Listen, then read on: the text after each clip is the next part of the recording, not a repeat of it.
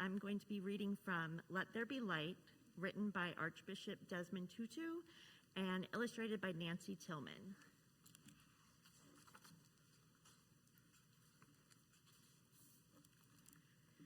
In the very beginning, God's love bubbled over when there was nothing else.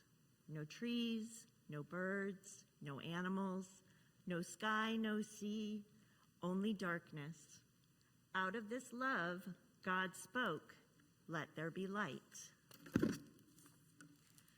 And there was day, and there was night, and when the first day was done, God smiled and knew that it was good.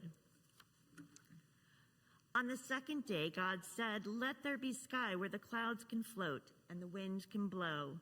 And the sky was bright blue and beautiful. On the third day, God said, "Let the waters gather together into oceans, and let the dry land appear." Now, God decided to make the world even more dazzling, with tall trees and long grass. And then the first flower opened in all its glory. On the fourth day, God said, "Let the sky be filled with the sun and the moon." And God scattered stars across the sky like sparkling diamonds. On the fifth day, God said, "Let there be birds to fly and sing and fish to swim and splash." And the world was filled with the joyous sound of birdsong. On the sixth day, God said, "Let there be animals, elephants and giraffes, cats and mice, and bees and bugs," and suddenly the world was a very noisy place, but something was still missing. Then God said, "I will make people, and I'll make them like me so they can enjoy the earth and take care of it." He did just as he had said, and it was all so very, very good. God looked at everything that he had made, clapped his hands together in delight. Isn't it wonderful? And on the seventh day, God laughed and rested and enjoyed his glorious creation. Here ends the word.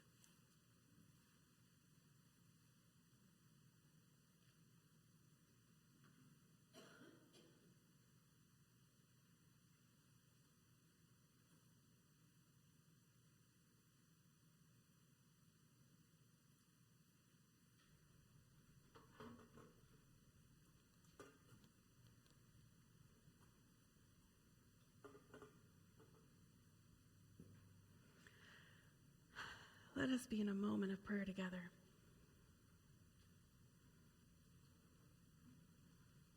Gracious and holy and loving God, may our words and our thoughts, our reflections this morning be a blessing to you and all that you have created, now and always. Amen. Friends, I tend to fall into one of two extremes when it comes to making or creating something. Okay, doing anything, really. I'm either overwhelmed with perfectionism, where I just must keep working until everything is done right and flawless, or the absolute other extreme, where I have to embrace the fact that it's good enough. And some of the second, the good enough, comes from I recognize from the number of times I have failed at perfection. And sometimes it just needs to be done. The number of times I was told by some teacher that I would have gotten an A if I had just edited the paper is a lot. But it was done, and I didn't want to look at it anymore. I have to believe that when God was creating, and when God got to the end of each day, God was not saying something like, "Good enough," or "At least it's done." I think it matters and is meaningful that the Bible story begins with a poem. Poems are about evoking feelings and putting reality into metaphor and painting us a picture. The very first image we get is really in verse 2, which invites you and me, the reader, to look, and I invite you to look in your bulletin, but the story invites us to see, the story that we read, that Heather read, talked about God's love bubbled over and there was nothing else. In the Hebrew, in verse 2, it says, Tobu Bohu. I was going to write it down. It's fine. It's often translated as formless or without shape, a formless void, a deep darkness. One translation called it welter and waste, which we had to look up in Bible study because I couldn't remember welter. Welter is a mass of chaos things. In that translation, what there was at the beginning was chaos and formless. It's like having everything you need to build a house in a giant pile, but not sorted.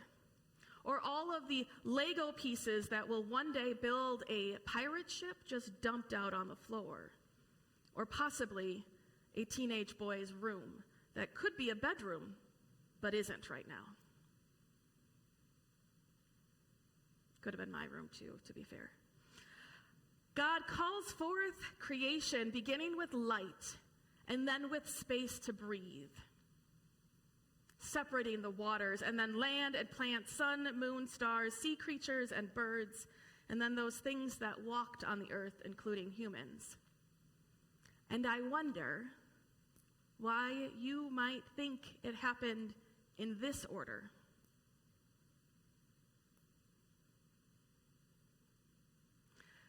You might have heard that there are two creation stories. The second one begins where this one leaves off in Genesis 2, the second half of verse 4. And then the second story, that God makes the earth creature, humans, called they often call Adam, meaning Adamah, from the meaning earth, so earth person, that God makes the earth person first. In this story we read, humans are made last. Actual question, any idea why that might be?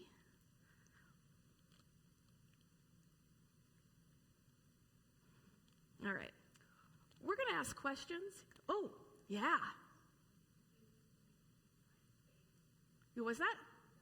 You would die in space. That's fair. We need things. Some people think humans are created last because we are the pinnacle of creation and the most important part. But some of the ancient rabbis suggested that humans were made last to keep people humble. I imagine in the second story, where God has made the earth creature and then starts making all of the other animals that might be his potential companions, I imagine the earth creature might have started making opinions and comments on what God was doing, and maybe trying to get their hands involved in the process. It probably was much easier to make animals without people trying to mess with it.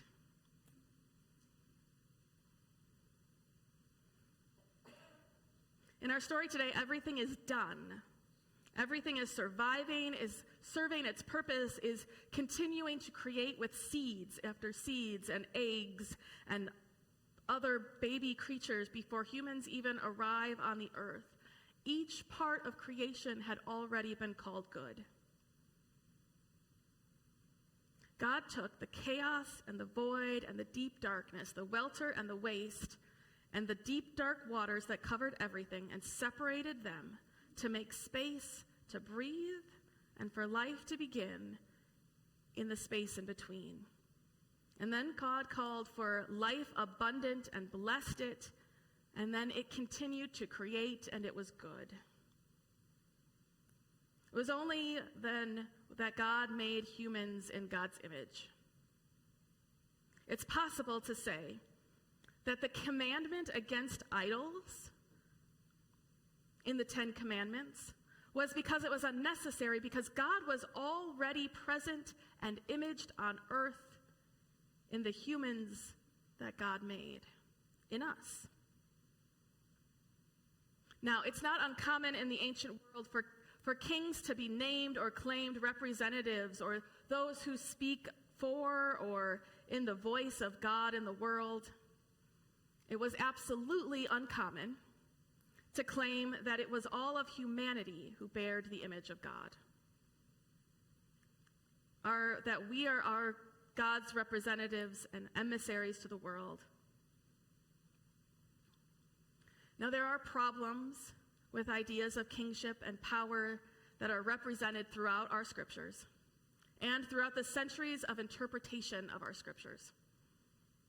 So, when it says God blessed and commanded the humans to have dominion and hold sway over everything and subdue and take charge of creation, the way it is often done has been first and foremost through ideas of power and control, with the assumption that the earth is good, but that means it's good for me alone.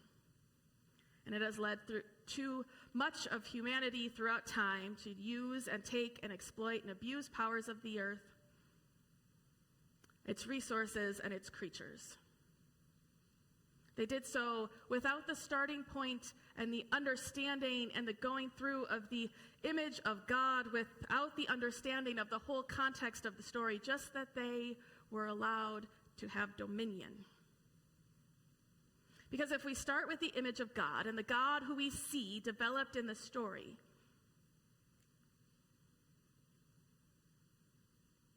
in the story there is power, but it's not the power to destroy.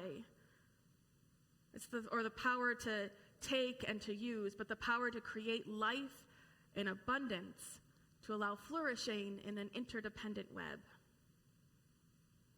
Because if we look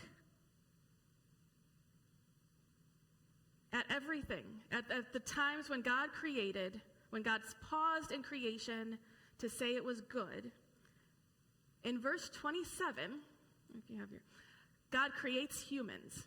And it isn't until verse 31 when God looks at all that they had created and said it was supremely good. God set the whole world in motion, connected all things, for the living, for the food, for the resources, for the use, for the care of each other, and humans were named good in the context of the rest of creation. I wonder, though, how did God know when God was done? How do you know when something is complete? The story goes that Leonard Cohen wrote 80 to 180 different variations of verses for the song Hallelujah over the course of 7 years, often performing different verses at every concert. The song vexed him so much, it never quite found a place where he said it was good and complete. In contrast, Bob Dylan wrote Blowing in the Wind in 15 minutes. How does one know when their work is complete? When it is time to put down the pen or the guitar or the paintbrush and rest. On the seventh day, it says God finished their work and rested. So, was the rest God's reward for finishing the work?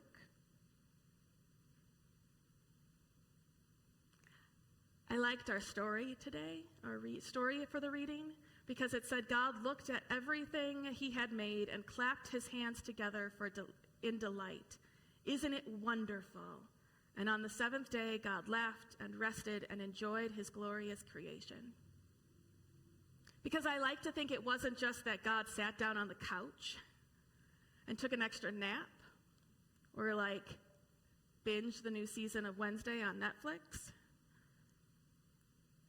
but that there is a delighting in it, a celebrating, a reflecting, of being present within the work that God had just done.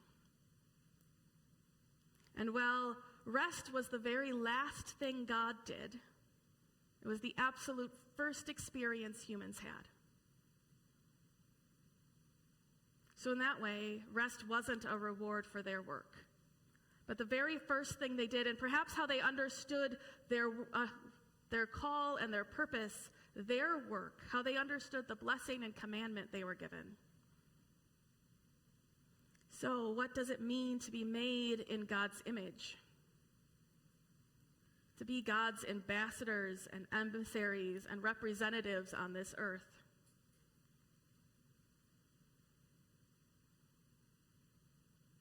I think we find our answer in the story of creation, as God is revealed, and God reveals the kind of God they are. To be made in God's image is to see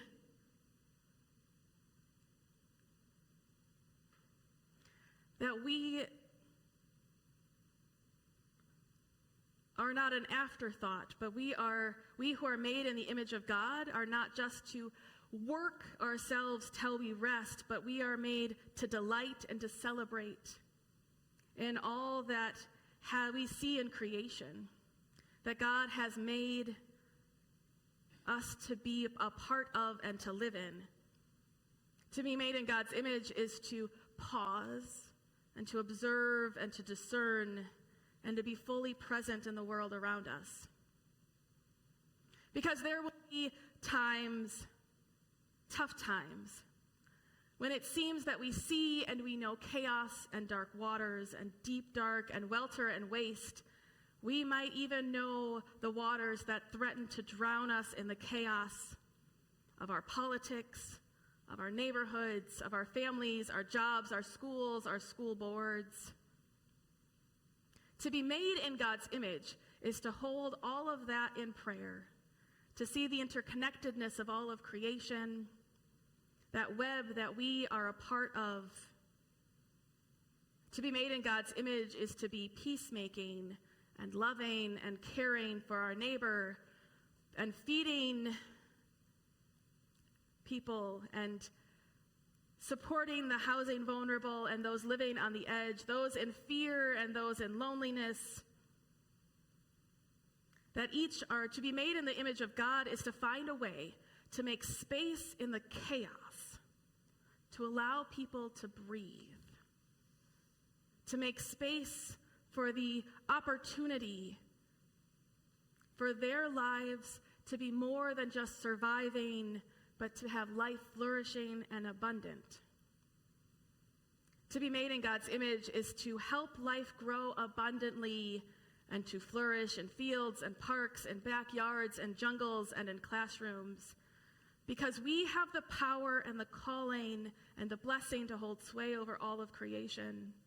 We have the power to bring hope and life and abundance or destruction, to use it for the benefit of the whole web of creation or just for ourselves.